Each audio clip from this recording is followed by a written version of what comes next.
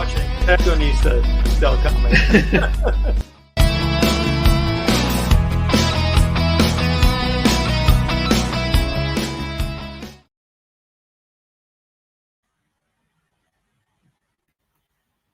¿Y cómo les va, Lanterns?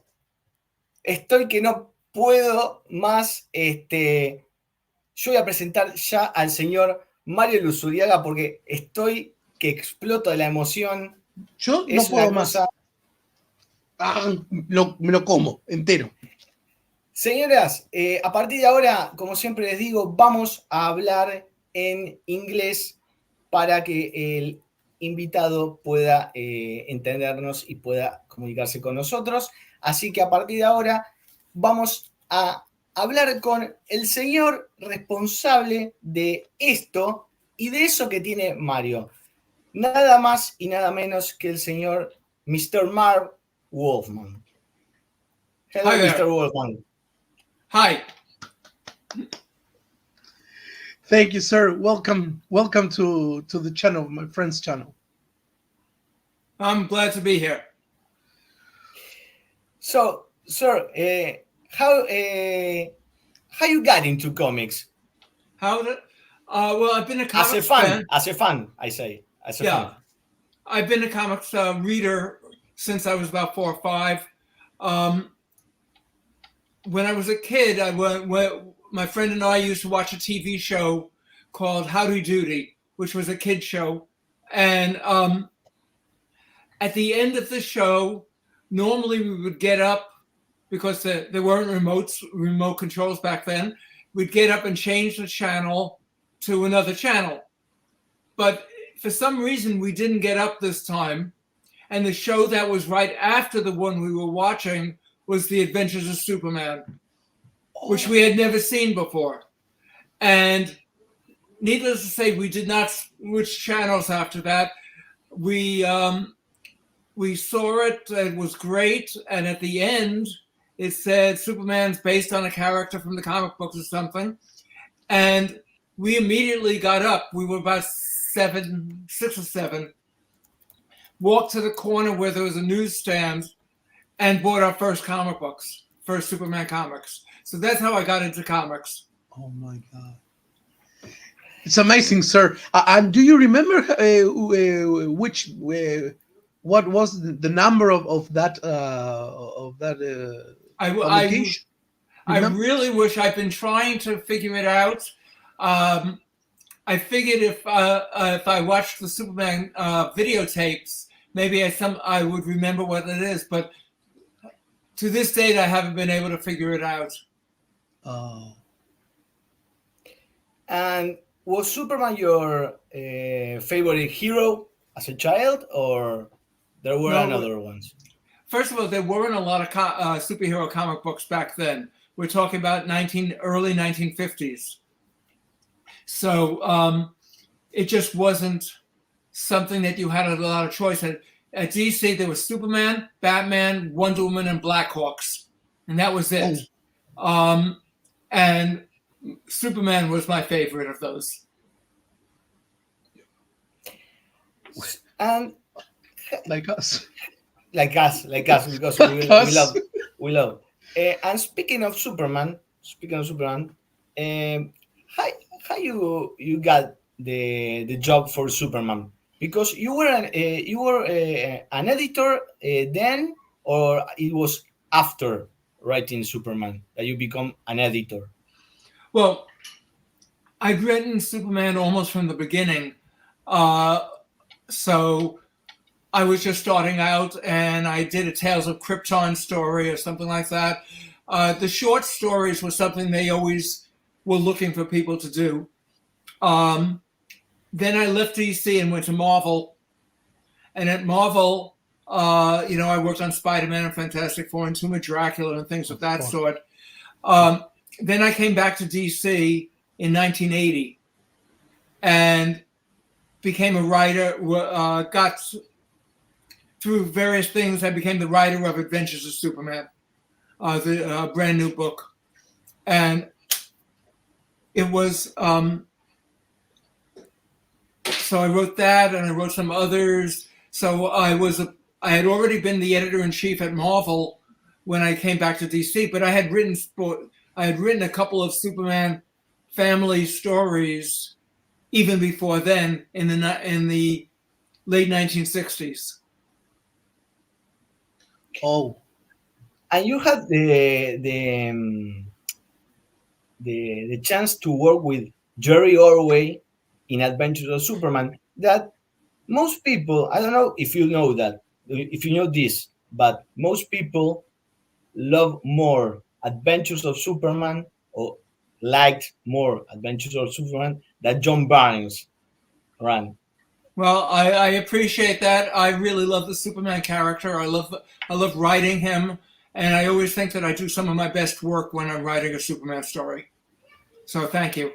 Mr. Wolfman, what? Call me Marv. Okay, Marv. When you start writing on Superman, when you write those stories of Superman, when you wrote that, your childhood memories appears there, and you transcript to the scripts. I think that because I've been connected with Superman so long as a fan, long before I became a professional, it's already built in. Everything that I think about Superman, I know. But even there, I keep changing my approach to how to write a specific story. So you mentioned Adventures of Superman. I didn't write Superman the same there that I wrote when I worked with Gil Kane for a year. And I didn't quite write him the same way when I worked on the Man and Superman graphic novel I did last year. Each time I do it, what I'm going through and what I'm thinking of gets translated into the scripts, because Superman is a very fluid character. You could do a lot of stuff with him, and it's important that you never just do one thing, because that gets boring. Mark, one of the things that I really loved about your run on Adventures with Jerry Orway was that it was a story very grounded. It wasn't a story about Superman in space. And you introduced characters as Gunbuster that was. Oh, it's amazing. Was that the idea of the book, to ground Superman? That was my idea. John Byrne wanted me to do Superman in space, and I was totally uninterested in that. I mean, I would do an occasional story, but what I wanted to do was go back to the Superman that Jerry Siegel and Joe Shuster did, and that was very grounded. He would be fighting bad politicians, he'd be fighting crooks, he'd be doing all of this stuff, and I really wanted to go back to that era of Superman and not the space Superman. John wanted to do that; he could do it for himself.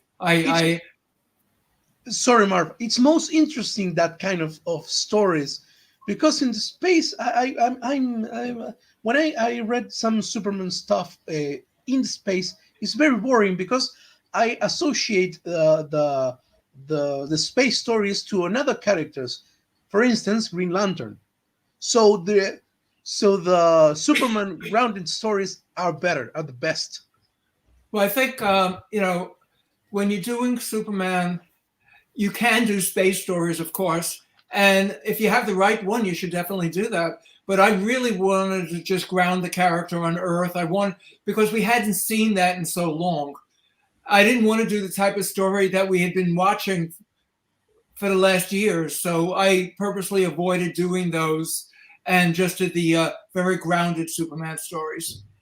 When I did Man and Superman, the graphic novel with Claudio Castellini, we again rooted it very much on Earth. It was very much a realistic approach to it rather than a science fiction approach.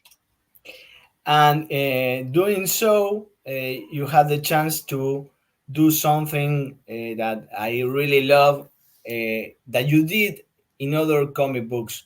That it's the giving an importance to the other characters surrounding Superman, and showcasing them in stories. And I think that's one of the great things I love about your books.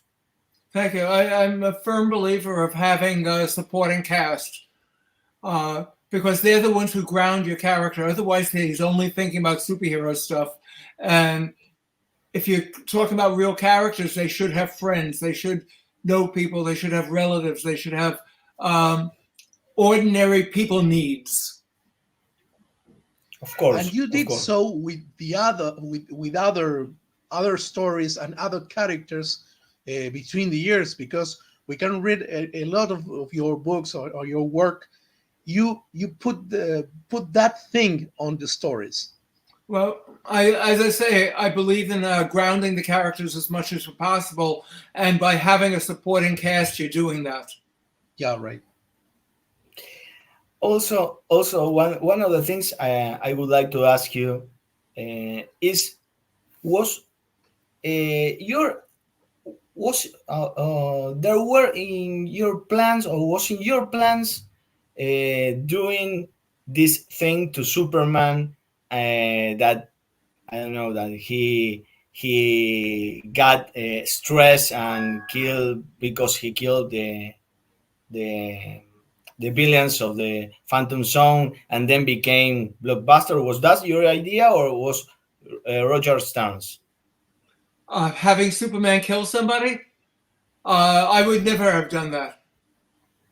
They keep all the people who have said that Superman needs to kill somebody to learn that it's wrong to kill. And I'm thinking, I've never killed anyone, and I know it's wrong to kill. I think Superman's probably smarter than I am. He should know, because he was raised by Jonathan and Martha Kent, who were wonderful people. They taught him, don't hurt anyone. They don't even go that far, because you wouldn't go out and kill. I think it's totally wrong to have Superman kill, because, I mean, maybe in the midst of a battle, but not go out of his way to do that. That, to me, is totally wrong. And he would do everything he can not to kill in a battle, but accidents do happen in war. Yes. I've never had him kill. So, you know, and I've written the character for 50 years or so.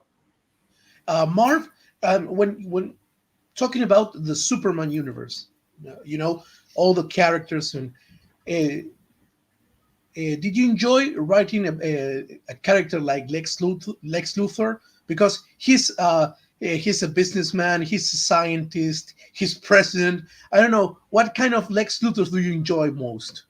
Well, since I came up with the whole idea of the businessman Lex Luthor, before me, he was just a crazy scientist. Exactly. And I didn't like, those are the stories I grew up with, but I didn't like them. And I didn't think they were a good match. Superman is the most powerful person in the world, and this guy is just a crazy scientist, and it was sort of ridiculous as far as I was concerned. So I changed him into somebody who was so smart that Superman couldn't stop him.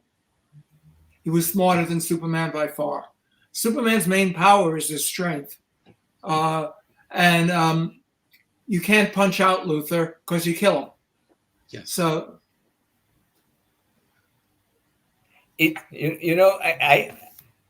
we are so excited, Marv. We are so excited.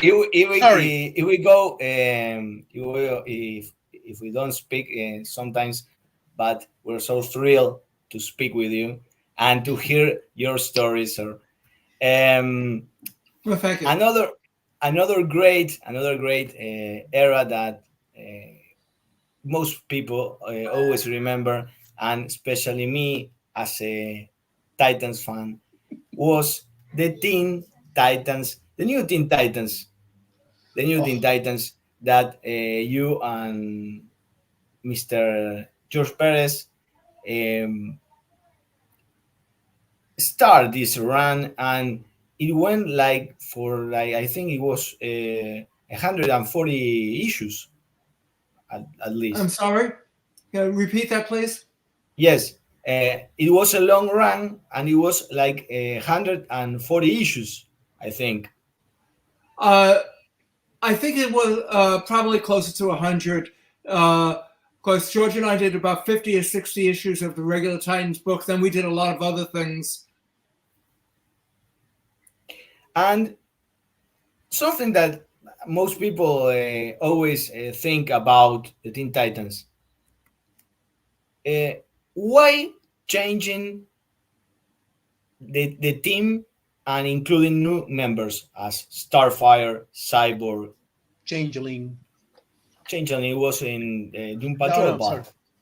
Raven. Raven. Why? Because we'd already done the others. They didn't succeed. The book died. I was not interested in just replicating characters I didn't like or care about. Robin made total sense to be the leader. He's a good character. Wonder Girl, I love that character. And I was the one who came up with the name Donna Troy back in the late 1960s. I wanted to do something new that the readers hadn't seen. Why do the same stuff that they not only saw but didn't like? Mm-hmm. And Marv, between the years, then it became so popular nowadays because of the show of the Teen Titans Go that my oldest daughter Camila, it's a huge fan of the Teen Titans Go, and I told her that I'm talking to you, and she was hyper thrilled because she loved Starfire. She's a big fan of Starfire. That's great. Obviously I love Starfire, Raven, and Cyborg. The three characters that I came up with. I'm glad. I love it when people come in and the show has brought them into the comics, and then they could go from there. Yes, exactly. And you got the chance. You had the chance to be part of the show. Yes, I did. They asked George and me to play ourselves, so we did. And they recorded us talking, all the dialogue, and it was a lot of fun being in it. I was very, very surprised. I mean, they wrote the dialogue. I just acted it. Marv, did you imagine when the book started that it would become? When the book started, did you know that the book would become such a success, or it was like they say it was like not selling good, and then it take off? It's DC sales were not very good back then, and as opposed to Marvel sales, which were very high.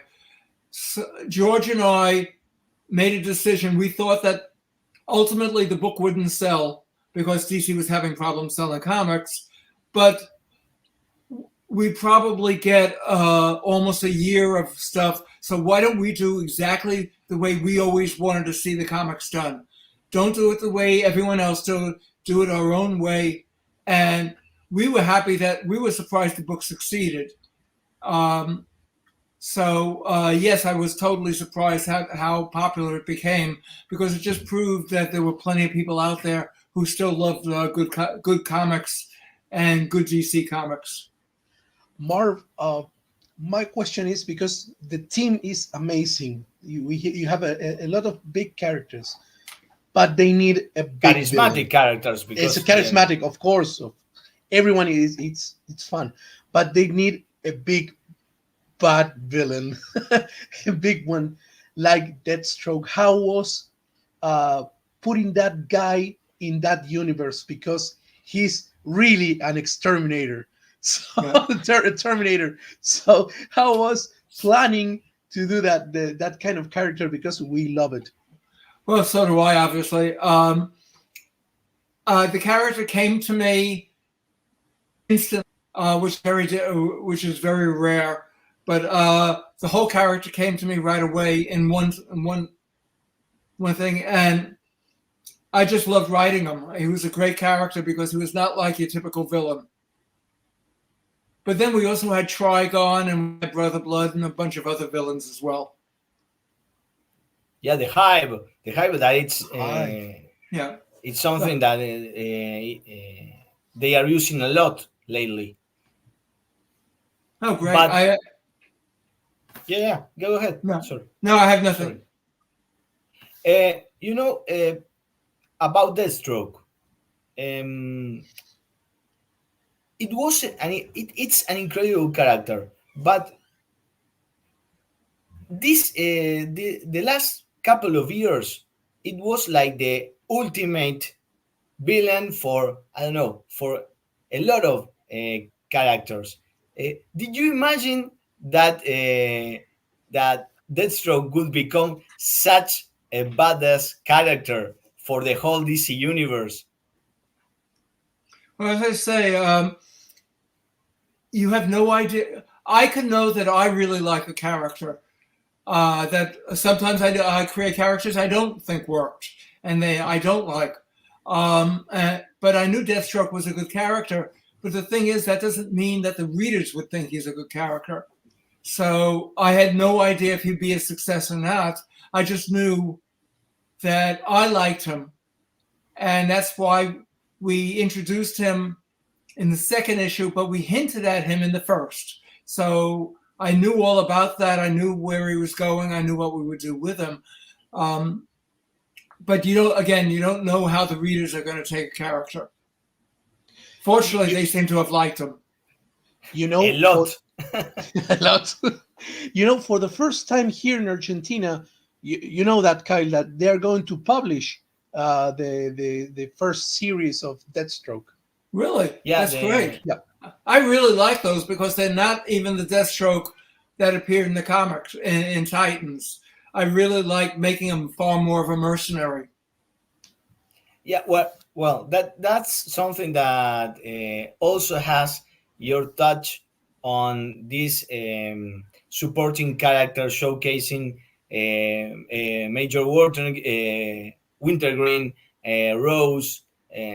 That's something important because when I read Deathstroke, it was it's an action series. Yeah, and that's why I really like the Deathstroke series itself, as opposed to I liked him in the Titans, but he was more of a villain there. In the Deathstroke book, he was more of a mercenary. And something I want to ask you: most people always ask you about one of the best new Teen Titans saga, that is Judas Contract. Always ask you about Judas Contract.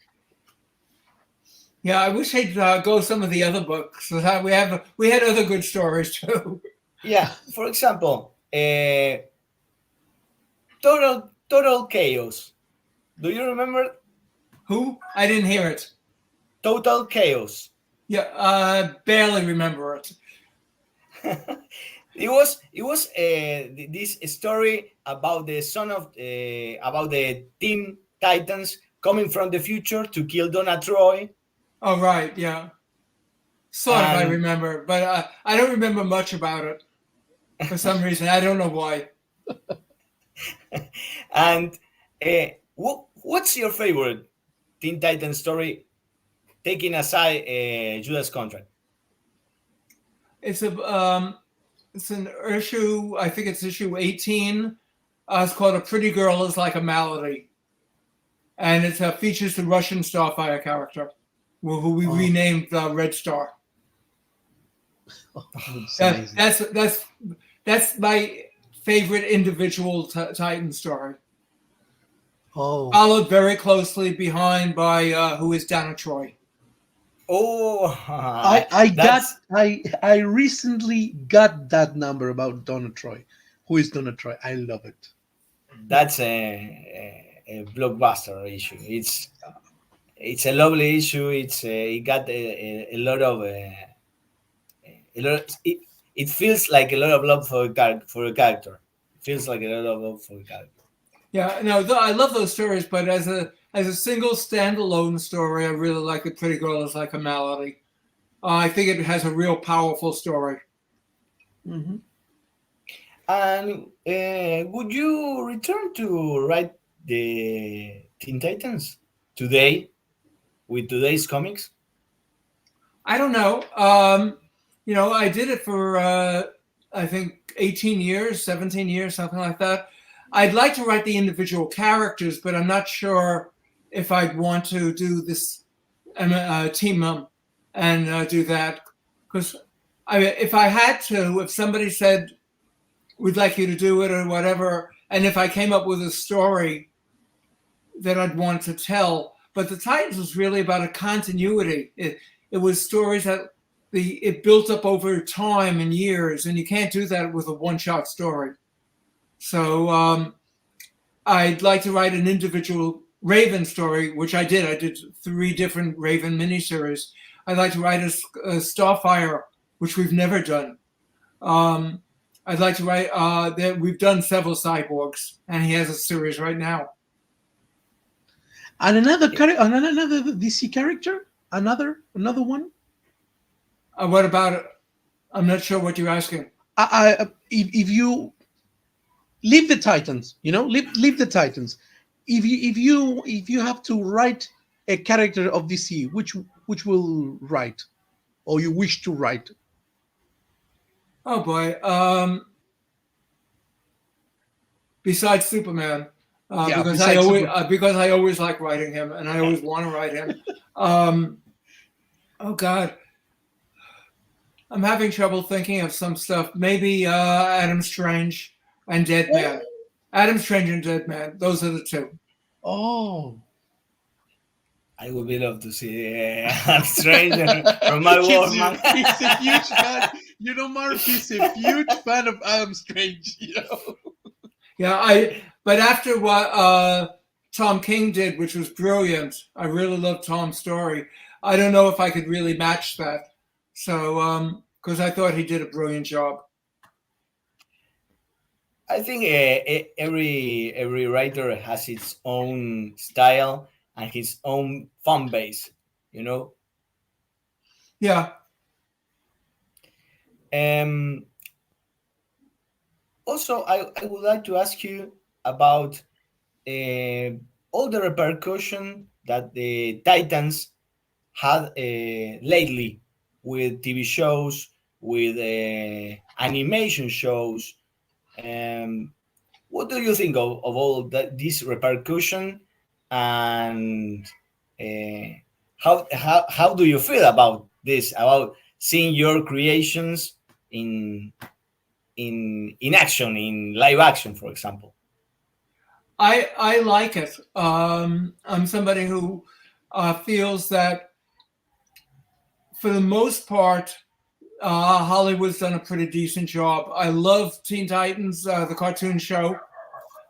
Teen Titans Go is just hilariously funny. It's a kid show, but it's hilariously funny. The live action Teen Titans took me an episode or 2 because they were very different back then. But over the course of the season, they brought them much, much, much closer to what George and I did. And I really got to like that series a lot. I wish that it was still running. It was a pity that they canceled it, because it was introducing a lot of characters from your run, and it was special. I think I really like it. It has some things, some strange ideas. I'd love to see it come back, but you have no idea. I have nothing to do with the Hollywood division. And also, you did a cameo on Crisis on Infinite Earths in the TV show. Yeah, that was fun. That was scary, but it was fun because my memory, I don't have a strong memory for stuff like that, and I had to remember all the lines they wrote. So, but it was a lot of fun to do it, and I was very honored. I wish George could have done it as well, but he was on vacation in England, I believe, at the time, and obviously couldn't get here for one day, couldn't get back for just one day. So, but I would have loved for him to have been there too. Marv, sorry. Talking about Titans, how important was changing Robin's outfit, the transition between Robin to Nightwing? Well, it was one of those situations where that was let's go back. The Batman editor at the time, Denny O'Neil, wanted to have Robin back in the Batman book. He felt that he wanted a strong Robin character to go back to the type of stories that everybody knows, Batman and Robin. Now, fortunately, Teen Titans was the best-selling book at DC, and they approached me and I said, I really love this character. Why, instead of what you want is Robin. I don't want Robin. I want Dick Grayson. So why don't you take the Robin character, introduce a brand new Robin, create a brand new Robin, and I'll take Dick Grayson, because in Titans, Dick Grayson was about 18 or 19 years old. And in Batman, he was going to be 12 or 13 again. So I said, create a new 12 or 13-year-old character. People will be excited because you're creating a brand new Robin for the first time ever. And they asked me to come up with a new Robin, and I did with Tim Drake. Amazing. Another great character that still endures in comics, and it had its own run, its own ongoing series with Chuck Dixon and Tom Grumet. It's amazing. When I start reading some articles for this interview, it's amazing the amount of characters that you create, Marv. It's something that gave such a great no sea para el aporte, Mario. Well, I enjoy creating. My favorite comic as I was growing up was Fantastic Four for a long time, and Stan and Jack would always create brand new characters. It felt like almost every issue there was someone brand new coming in, and as a fan, I really loved that. So as a writer, that's what I wanted to do as well, is create as many characters as possible. So Kyle said he tried to say that you give us a lot of character. That thing you give to us, it for us it's a blessing, because you did such a with your talent and your writing, you give us a lot of heroes, a lot of villains, a lot of stories. So we are very thankful for that. Well, thank you, because I do it because that's what was good, what I enjoyed as a fan. So I want to make sure that as a professional, I honor the same thing. And speaking that you participate on a cameo on Crisis on Infinite Earth, we can interview you without speaking of Crisis on Infinite Earth. This, Marv, I think it's one of the most important stories of the comic book industry, I think. I don't know if you guys know what you were doing by the time you were writing it. I'm not sure what you mean. Can you? Yeah. If you have any idea of what it would become, Crisis. Oh, okay. When you were writing it. The view I had of Crisis was that what the readers would remember was the new world, the new earth, the new paradigm that we left. Not that the book itself would be remembered. I'm shocked and gratified at how much people like the original comic. I just thought of it as a gateway to where DC was going, that it was going to introduce all the new characters and all of that. I'm really thankful that, I mean, I put a lot of work into it. I spent a couple years working out that plot so everything was covered and there were no mistakes and no errors or problems or any of that stuff. I'm very proud of it.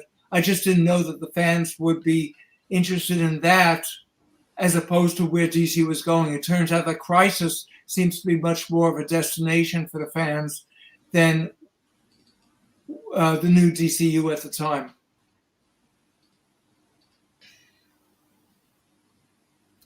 Also, there was this thing that it wasn't selling well when the first issues start to be published.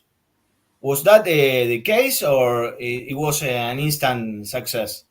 Crisis. The first issue of Crisis sold very well. I mean, better than anything.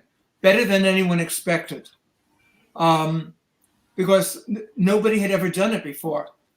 I had people from the marketing department tell me it wouldn't sell. And I'm going, yeah, it'll sell. It'll sell real well. But, you know, you can't, as I said earlier, you can't ever know how the fans are going to take it. They could have been so angry at the changes we made that they would have hated it. Instead, they feel the reviews that I got, that people sent to me, or come to conventions, is that how much they love what it was done, because it was done with heart and honor. That we treated the characters with dignity and we were serious about it. So I'm very grateful at how it was received, because it could have gone the other way. Marv, talking about Crisis, you said before that it took you a year to make the plot, make the script. Couple of years. It was very difficult to you working with all the gallery of characters, I suppose. Was it very hard, right? No, because I knew all the characters. I knew them well, so it wasn't hard at all for me to do that. What's hard is working out a plot that touched every base that I wrote what we need to do and kept coming back to that. What is the purpose of Crisis? What do we need to do to get that purpose done? And that kept revisiting it and fixing it and finding mistakes and finding redoing it until we were happy with what was going to happen. And it took me a couple of years to get all the mistakes out of the book and to the version that you've read now. He está muteado. He's muted. It's a titanic job, sir. Titanic job. 1 year to remove all the incoherence there between the characters and the continuity problems. And I would like to ask you is it true that you send George Perez the script with 4 characters and he returned it like, I don't know, 10, 20 characters in a page? That was like, I only asked for 4. When George and I obviously had done the Titans, so we'd worked together forever. And what George said was essentially, I'm going to put as many characters into the background and into the story as I can, because I want to draw every DC character. You concentrate on the main story, and I'll just throw them in when I can. So I knew they were coming. What we tried to do was make sure that every character had at least a line of dialogue or something to help define who they were. And we wanted to show the fans how many characters DC had, because they were fans of Marvel, but they weren't giving DC a try. So we wanted to show them how big the DC universe was. And as a writer, I would never tell George or anybody, put in 100 characters. But since the whole idea was these characters are in the world, they could be there. But I'm going to only concentrate on the characters that I need for the story. But by putting the others there, we show the fans how vast the DC universe is.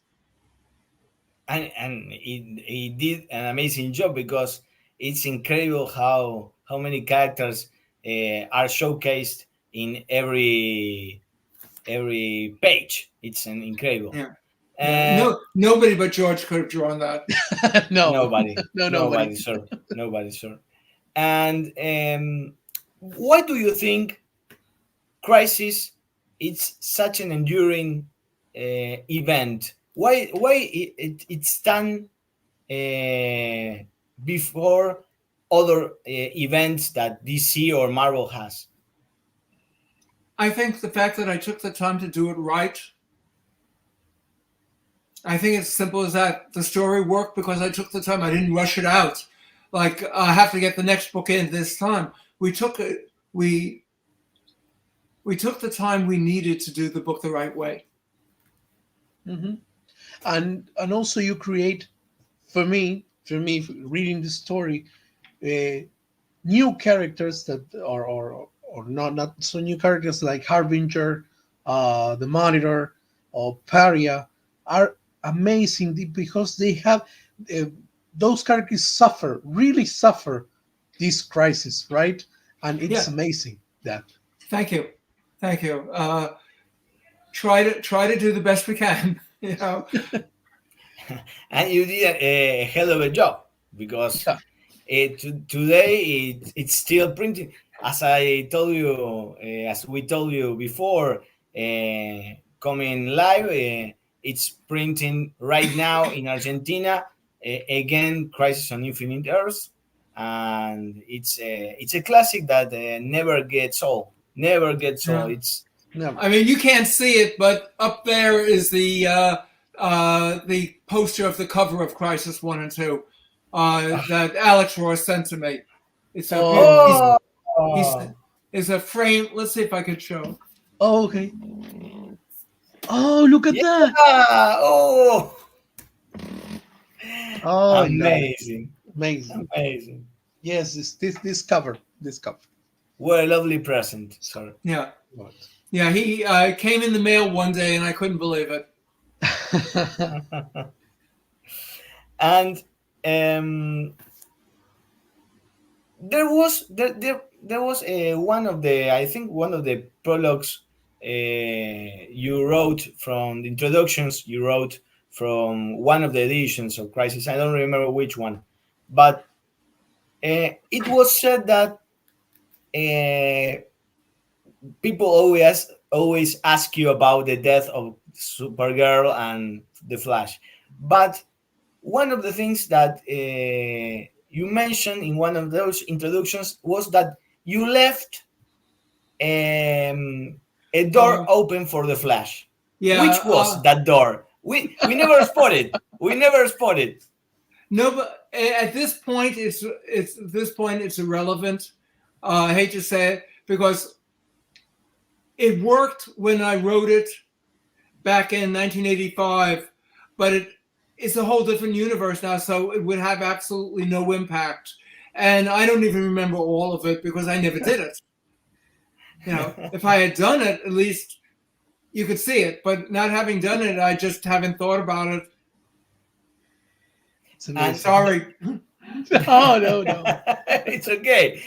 But it always keep asking myself, what was this point of return that Marv and George left?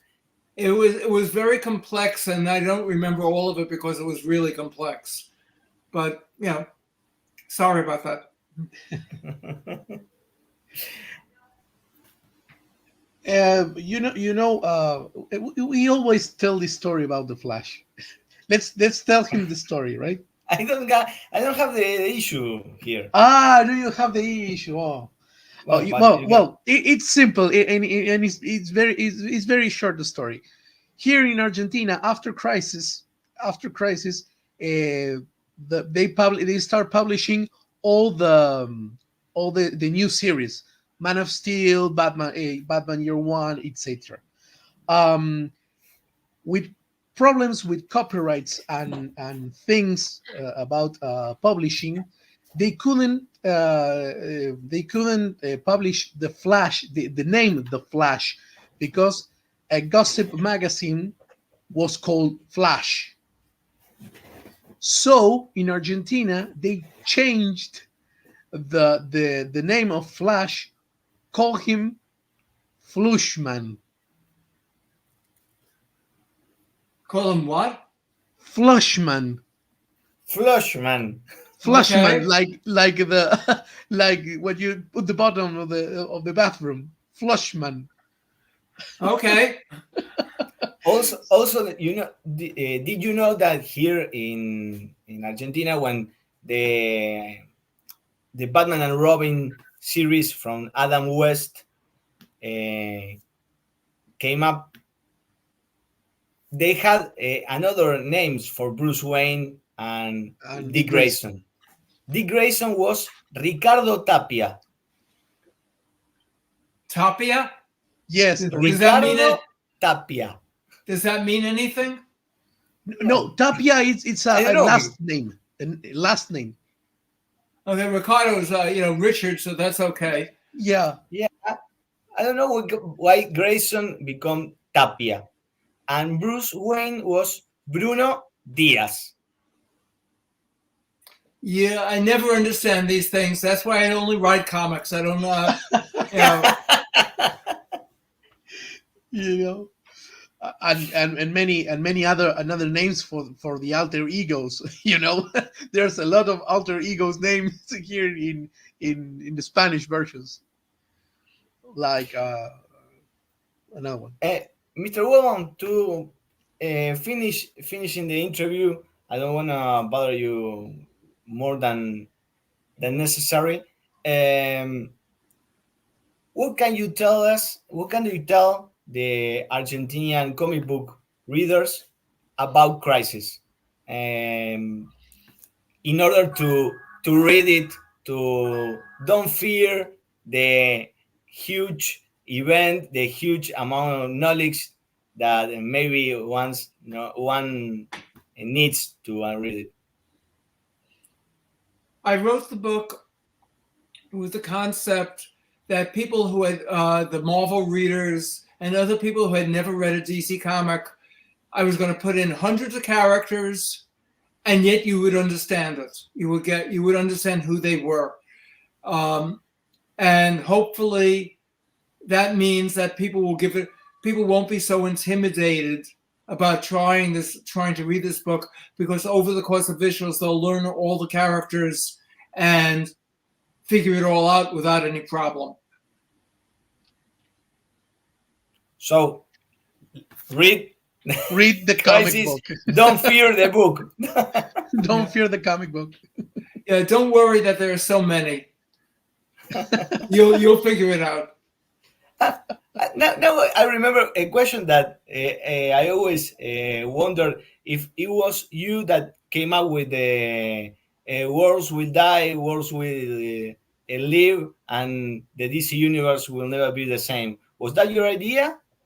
Yeah, that was done probably 1982 or 3. It's a long time. I don't remember. It's just so long ago. I don't remember if I did or one of the other guys, or it sounds like something I would have, but I don't know. It could have been the business people. It could have been me. I don't know. George came up with the title, Crisis on Infinite Earths, because DC had done Crisis on Earth 1, Crisis on Earth 2, Crisis on Earth 3, and he suggested, what about Infinite Earths, since it's about getting rid of all the DC Earths, and that made total sense. But that was George. And you inspire us because we have a show called Crisis on Argentinian Earths. Okay. Really. Indeed. You know, again, DC came up with the Crisis on Earth something. So by using that, we tied in with DC continuity as well, since they did that back in the days of the Flash. Yes. And sir, as I told you, thank you very much for your time. My pleasure. It was an honor, truly an honor to have you here on Protagonistas del Comic. I put a picture there with Flash enjoying your time, your cameo on the... That was a lot of fun, and they were very nice. Yes. And I would like, as I told you, I would like to thank you very much for your time and consideration, for taking your time to speak with us. It was amazing. I really love your work. I'm a huge fan of your work, and it's hard to me to explain what I feel speaking with you. So, well, I thank you very much. It means that I've been able to work that has touched people, and that's what a writer tries to do. And when you hear from comments like what you've made, you realize that you've succeeded to some degree. So thank you. Marv, as I always say when I say goodbye to every comic creator that came here to the show, I say thank you, thank George, thank everyone you work with, because you are the true heroes. You are Superman, you are the Teen Titans, you are the real heroes for us. And I'm so emotional here that I start crying. So thank you. Thank you so much, Marv. Thank you so much. My pleasure. You take care. Thank you so much. Take care, Marv. Thank you very much. Goodbye. Thank you. Bye-bye. Goodbye. Y quedaste ahí grande vos. Gente, nada, Marv Wolfman acá. Espero que les haya gustado. Yo estoy que no puedo más, Mario. Estoy que reviento. Nada, cerramos Protagonistas del Cómic el año con todo, con la previa al panel de la Comic Con, con nada más y nada menos con el creador de Crisis en Tierras Infinitas, el señor Marv Wolfman, que ustedes lo vieron acá en vivo y que en 1 o 2 días van a tener los subtítulos en inglés para, como les enseñaron ayer en el canal de Demian, traducirlos al español y ver la entrevista subtitulada. La verdad, perdón por las lágrimas. Mario llorando acá. Gente, por favor, dejen su like, compartan esta entrevista porque es única. Marv Wolfman, una leyenda, realmente, como dice él, tocó mi corazón. Yo no podía ni hablar porque verlo ahí a Marv Wolfman con todo lo que escribió, con todo lo que, habiéndolo leído tantos años, es algo enorme. Es algo enorme. Y Mario acá se me emocionó, ya está. Sí, no. Ya está hecho una vieja chota. Perdona a la gente, gracias a la gente que estuvo ahí, que no le pudimos leer las cosas, pero bueno, sepan comprender. Yo lo que quiero decirles es que no leímos las cosas porque Marv es una persona mayor y no queríamos robarle mucho más tiempo del necesario para llevar adelante la entrevista. Así que, gente, dejen su like, suscríbanse al canal y nos estamos viendo el año que viene con más protagonistas del cómic que se vienen. Veremos qué se viene, qué no se viene. Este año dejamos la vida en el año y en el último protagonistas del cómic de este año. Así que nos estamos viendo. Suscríbanse al canal, suscríbanse. Y nos vemos el 10 en vivo. Nos vemos el 10 en vivo ahí en la Comic Con el domingo en el panel a las 16:40 en el panel de Omnipress presentándole Crisis en Tierras Infinitas. Y a los que no lo veo, muy feliz año, gente. Que terminen bien el año. Cuídense. Si tomen, no manejen. Y nos estamos viendo, Lanterns. Gracias, gracias y gracias. Gracias a vos por todas estas alegrías y estas oportunidades. Adiós, gente. Chao. Perdón. Y gracias, Mario, por otro año. Gracias, Mario, por otro año acá haciendo el aguante y vamos a seguir. Posible que el protagonista del cómic siga. Ahora vamos sí, a seguir. Nos despedimos. Gracias, adiós y Marv Wolfman.